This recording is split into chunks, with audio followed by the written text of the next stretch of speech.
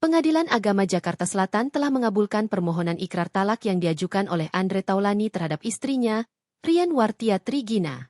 Sidang putusan digelar secara ekor pada Selasa, 11 November 2025. Dalam amar putusan, Fahmi Bahmid kuasa hukum Andre Taulani menegaskan majelis mengabulkan permohonan ikrar talak sebagaimana isi gugatan Andre Taulani. Andre tidak mencantumkan gugatan lain seperti pembagian harta gana gini, hak asuh anak, ataupun nafkah.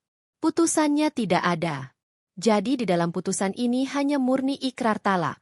Jadi ini putusan mengadili, mengabulkan permohonan pemohon, memberi izin kepada pemohon untuk menjatuhkan talak satu raji terhadap termohon. Jadi hanya ini saja, yang lainnya tidak ada, kata Fahmi Bahmid di kawasan Haji Nawi, Jakarta Selatan, Selasa, 11 November 2025.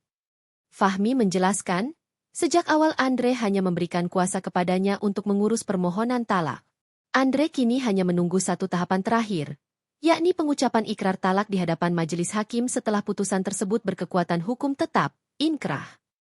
Ia menambahkan, tidak ada tanda-tanda adanya upaya hukum lanjutan dari kedua pihak karena proses perceraian ini memang telah disepakati bersama.